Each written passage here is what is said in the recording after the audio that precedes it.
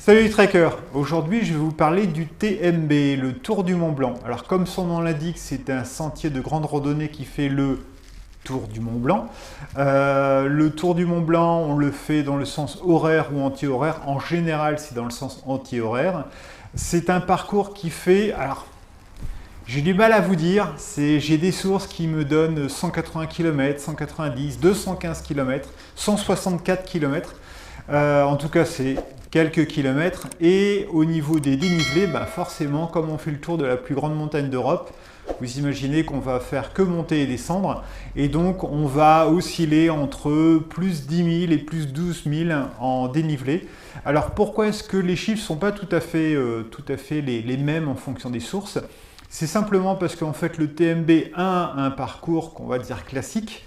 Donc, vous suivez le sentier classique, et par contre vous avez des variantes. Donc les variantes, c'est soit des petits détours, des petits raccourcis ou des chemins un peu plus longs pour pouvoir soit ne pas descendre dans la vallée et remonter, donc vous allez rester au niveau des cols, soit pour aller voir un lieu d'exception, un point vraiment intéressant. Et je vous montrerai dans une petite vidéo au niveau du Tour du Mont Blanc, je vous montrerai quelques variantes. Au niveau de la préparation de ce TMB, je suis parti sur 4 sources différentes. La première source, forcément, c'est le topo guide. Donc le topo guide est super intéressant parce que vous avez énormément d'informations, non seulement sur le trajet, les voies à prendre, le petit tourner à gauche, à l'embranchement et ainsi de suite. Vous avez bien entendu, comme d'habitude, des informations sur la faune, sur la flore, sur la culture. Enfin voilà, c'est très intéressant. Je me suis basé aussi énormément sur la carte IGN ou 1/50 millième. Alors ça, c'est quelque chose dont j'ai vraiment besoin pour ma part, parce que ça me permet d'avoir vraiment une vue d'ensemble du parcours, autant au niveau du TMB, du topo guide. Vous avez des informations mais qui sont très précises, très localisées. J'avais du mal à vraiment me repérer, même si on a une très grande carte qui nous indique un petit peu ce qu'on va faire. J'avais vraiment du mal à me repérer. Là, avec la carte, c'est quand même beaucoup plus simple. Enfin, pour ma part, c'est plus simple. Les deux autres sources d'informations sont des sources qui sont numériques. La première chose sont les vidéos YouTube. Donc, je vous mettrai en descriptif, en commentaire, les différentes vidéos que j'ai pu regarder. Il doit y en avoir, je ne vais pas toutes les mettre parce qu'il doit y en avoir 40 ou 50, mais j'ai regardé pas mal de vidéos. Alors, il y a des vidéos qui sont très pointues, parce que c'est des vidéos qui ont été faites par des youtubeurs qui font de la randonnée et qui font de la randonnée plutôt en bivouac, plutôt en autonomie. Donc je pense par exemple à Dimitri, je me souviens jamais de son nom, Edge, quelque chose comme ça, Dimitri. Je pense à Alexis Bruce. Je suis toujours aussi fort avec les noms, donc qui ont fait des randonnées, même si Alexis titre qu'il a fait ça en autonomie, mais il s'arrête dans les refuges et il mange des pizzas, donc j'ai pas bien compris, mais en tout cas, ces vidéos sont toujours très intéressantes et très informatives, donc je vous les conseille vraiment. Et j'ai aussi regardé des vidéos de grands débutants. Alors des personnes qui vont faire le Tour du Mont Blanc en 10-12 jours, qui vont faire des étapes, mais je trouve ça toujours intéressant et informatif de voir un petit peu les petites vidéos qu'ils vont prendre, parce que ça me permet de voir un petit peu le type de chemin, de voir un petit peu le type d'équipement qu'ont les gens. Et même s'ils n'en parlent pas, même si parfois il n'y a que, à mon grand regret, il n'y a que des vidéos où il n'y a aucune parole, ils vous montrent juste des paysages. Parfois, ça donne quelques informations. Donc voilà, je vous les conseille. Donc ça, c'est la troisième source d'information. Et la dernière, bien entendu, c'est encore du numérique et c'est les forums. Donc que ce soit les forums comme Randonnée Léger ou alors les listes de discussion ou les pages d'information sur Facebook, il y a des super pages comme il y a une page que je suis énormément, c'est Trek et Bivouac et Conseils, quelque chose comme ça. Et une autre, c'est sur le Mont Blanc proprement dit. Donc ça, c'est vraiment des trucs super intéressants. Et ce que j'aime beaucoup dans ces listes, dans ces pages Facebook, c'est que vous avez des informations au jour le jour. C'est-à-dire qu'en ce moment, il y a des gens qui sont sur le Mont Blanc, ils vous postent des photos, ils vous envoient des photos, ils vous disent « Ah, cette auberge, j'ai vraiment pas bien mangé » ou « C'était super cher » ou « Cette auberge, c'était génial ». Et en fait, vous avez vraiment des informations. Et ce qui m'intéresse en particulier, c'est la météo en ce moment, c'est le fait qu'il y ait des névés ou pas, et aussi le fait qu'il y ait des emplacements de bivouac qui sont potentiellement intéressants. Alors pour les bivouacs, parce que je compte le faire en bivouac, il y a une particularité au niveau du Tour du Mont Blanc. En fait, vous faites le Tour du Mont Blanc et on passe par 3 pays. Donc il y a la France, ce sera mon point de départ. Ensuite, on passe par l'Italie et la Suisse. Et le petit souci, c'est qu'on n'a pas le droit, entre guillemets, de bivouaquer en Suisse et en Italie. Alors j'y reviendrai peut-être dans d'autres vidéos sur le chemin, je vous expliquerai un peu, parce que d'après les textes, c'est niet. Donc en Suisse, on n'a pas le droit du tout de bivouaquer. Ce qui est toujours étonnant, puisque je suis certainement comme vous, grandeur nature, qui est suisse et qui n'arrête pas de bivouaquer en Suisse. Donc je pense qu'il y a peut-être des petites subtilités ou peut-être que lui prend le droit et que c'est interdit. Et en Italie, apparemment, on n'a pas le droit de bivouaquer à moins de 2400 mètres et le TMB, si je ne me trompe pas, ne passe pas à plus de 2400 mètres en Italie. Donc forcément, on n'a pas le droit. Après, en fonction des sources, il y a des informations qui disent que oui, en Suisse, on peut tant qu'on est au-dessus de la limite de la forêt. Donc on est plus dans la rocaille. Et apparemment, en Italie, on aurait le droit, mais qu'au niveau des cols, donc vraiment très très haut.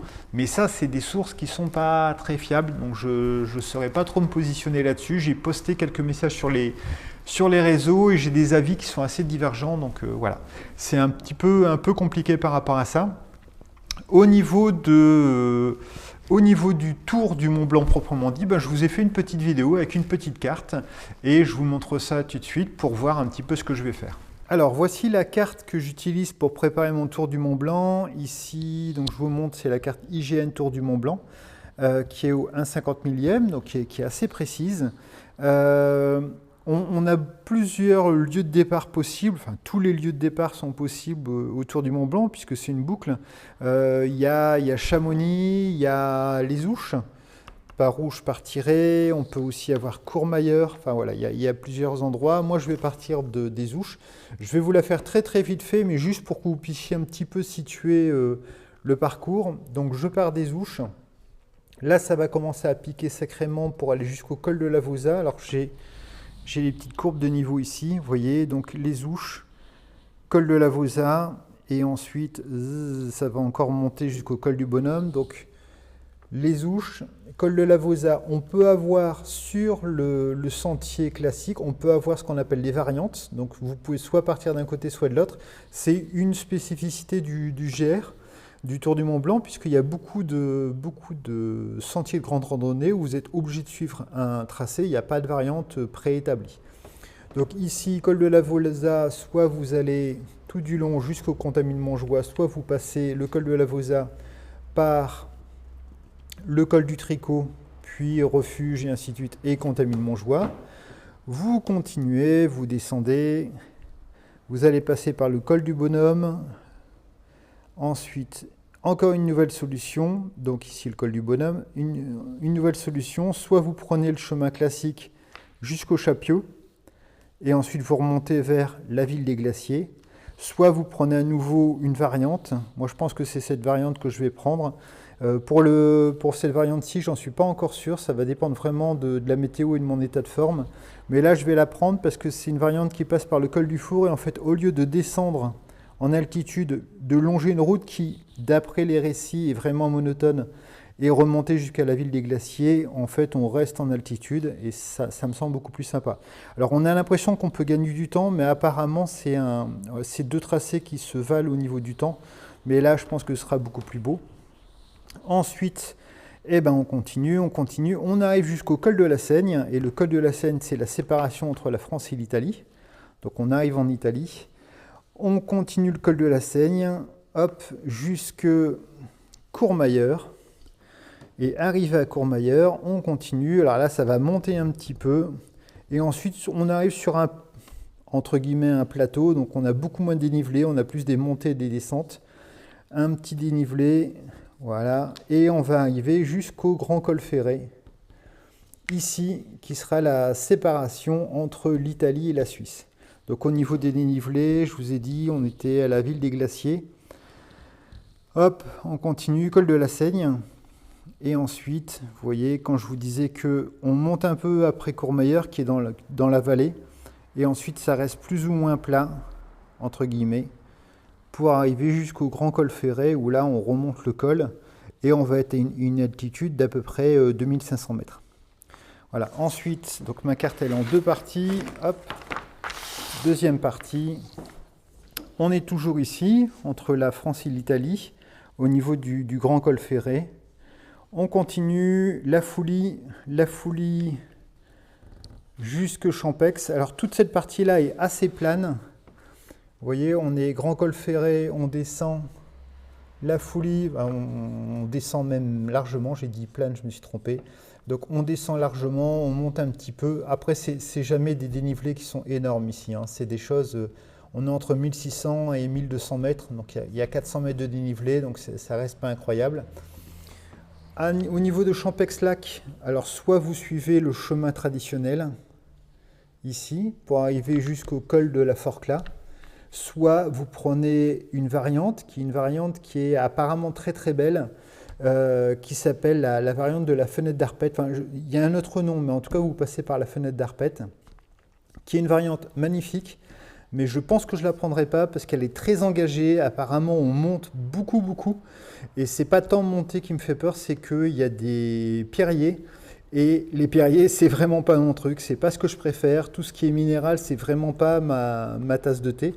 Et voilà, on verra. Si vraiment il fait très très beau et que j'arrive à démarrer le matin même, je partirai peut-être sur la fenêtre d'Arpette, mais j'ai quand même des grands doutes. Et si le temps est annoncé comme maussade, comme il est annoncé pour l'instant, je pense que je ne prendrai pas la fenêtre d'Arpette et je prendrai la voie classique. Donc col de Forclaz, Triante, jusque ici.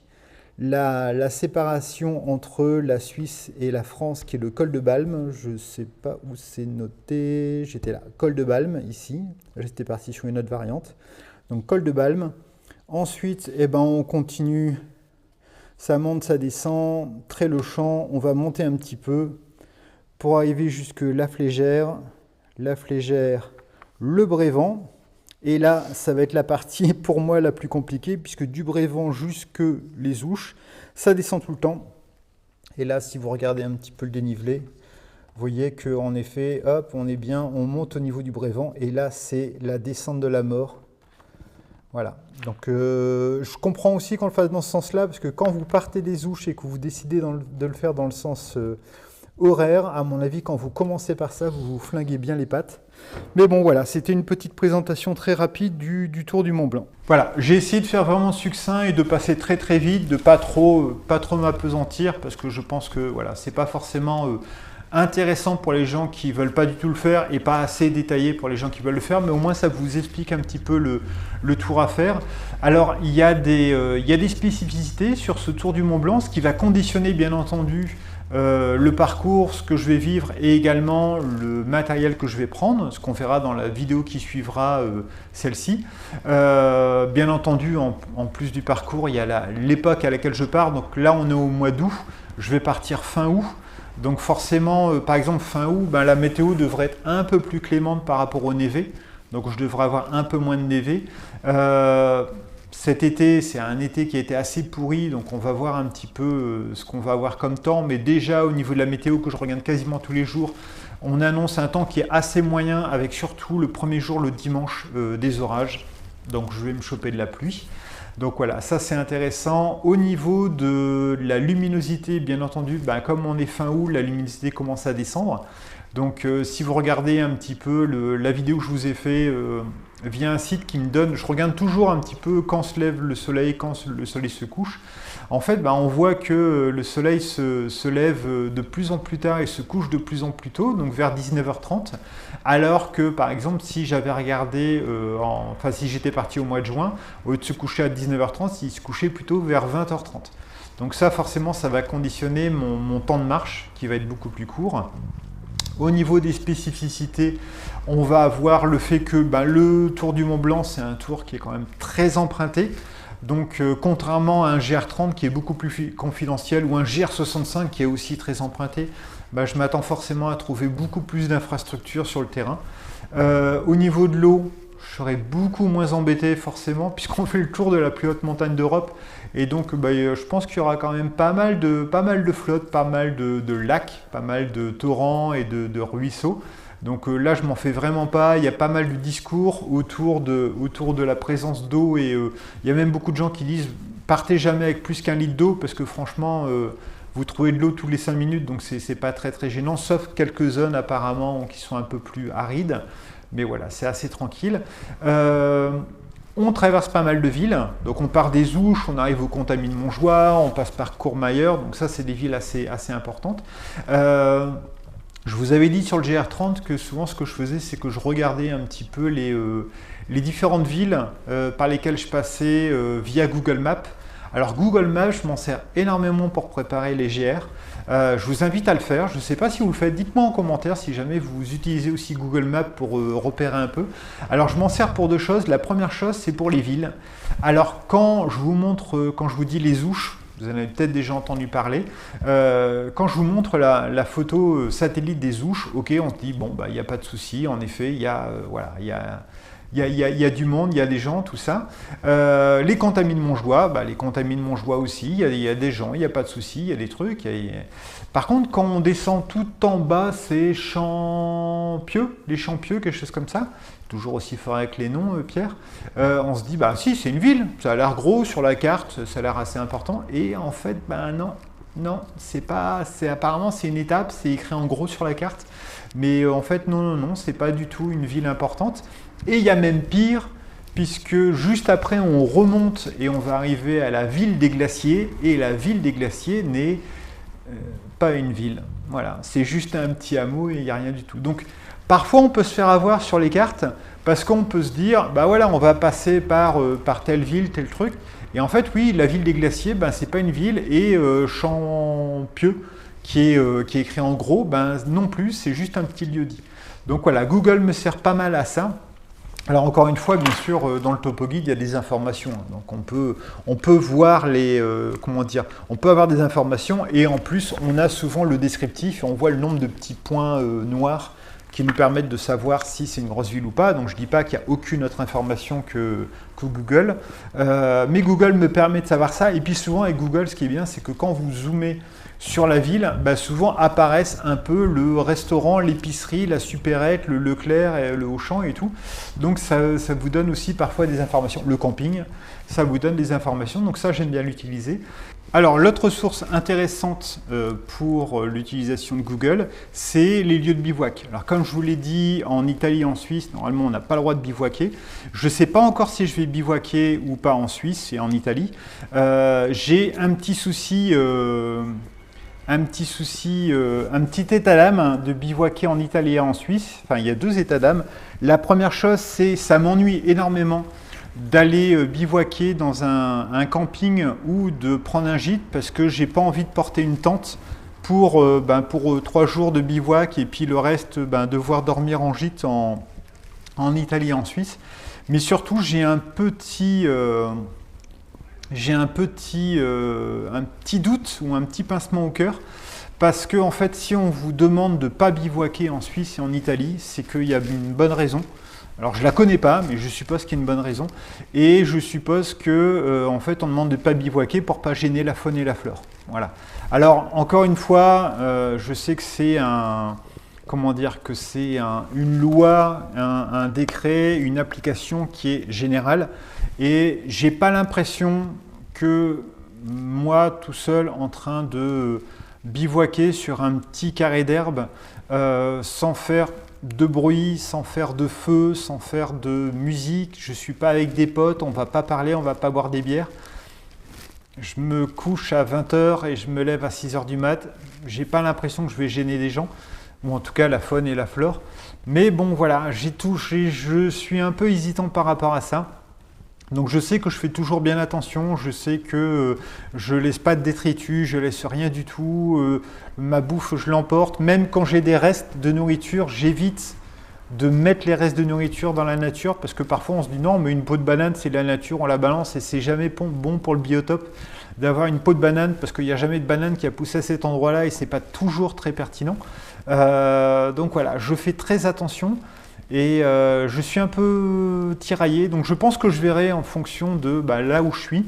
Mais en tout cas, grâce à Google Maps, en fait, ça me permet de repérer des lieux. Et notamment, j'espère pouvoir dormir juste après Courmayeur. Et j'ai vu que, par exemple, il y avait une forêt.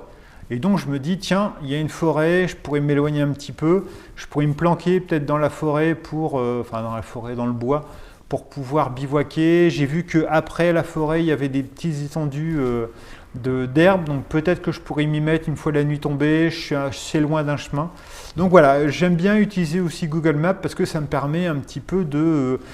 Alors, je ne dis pas que je vais bivouaquer après Courmayeur, mais j'étudie l'ensemble des possibles, ce qui me laisse ensuite la possibilité de chercher.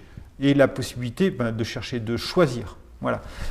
J'ai déjà discuté avec un ami où je disais, tiens, je pense que j'ai regardé, je vais aller à tel endroit, et il me dit, oh là là, mais c'est pas possible, en bivouac, tu peux pas dire que tu vas être là. Non, je sais que là je peux, je sais que là je peux, je sais que là je peux. Un peu comme quand vous dites, je vais passer par cette ville, je sais que je peux me ravitailler, je sais que je peux me ravitailler là, mais ça ne veut pas dire que vous allez vous ravitailler. Vous savez juste que c'est possible. Donc voilà, je pense que c'est intéressant quand vous préparez un peu votre parcours.